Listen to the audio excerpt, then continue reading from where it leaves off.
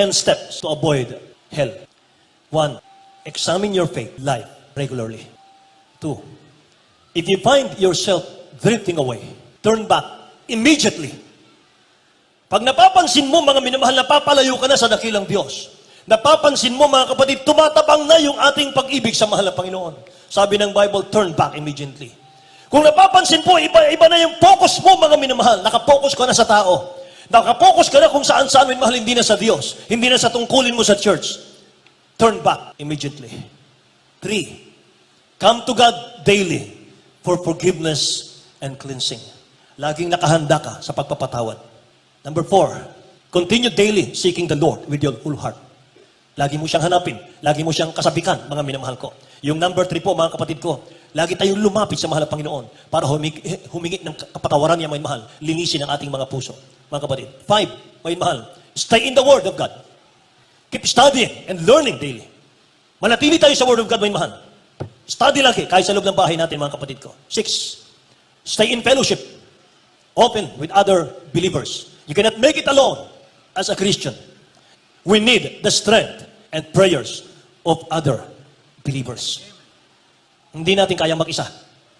Kailangan natin ng katulong. Reinforcement ang tawag doon, mga minamahal. Kailangan natin ng katulong ng bawat mananampalataya, mga kapatid. 7, stand firm in your faith. Expect difficult times in your Christian life. May mga bagyo ng pagsubok. May mga trials, mga mahal kaunti. Sinabi ng ating beloved honorable pastor, mga mahal, sa paglilingkod sa dakilang Diyos, hindi ka laging lumalakad sa rosas. Minsan, palalakarin ka naman sa tinik mo, mahal, para makita yung iyong patience, mga kapatid ko.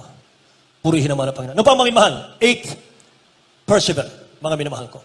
Maging masigasig tayo, maging matyaga. 9, run the race to win. Go. Run for your salvation. Ipagtrabaho natin ang kaligtasan natin, mga mahal. Tumakbo tayo. Maglingkod tayo ng husto, mga mahal, sa abot ng ating makakaya. Sapagat kaligtasan mo yan, kaligtasan ng pamilya mo, yung ipinaglalaban mo, mga mahal. Praise the Lord. Number 10, remind yourself of what God has done for you in the past. Yan ang sekreto ng ating beloved parents in the Lord. Number 10. Kaya hindi sila nanghihina, mga mahal.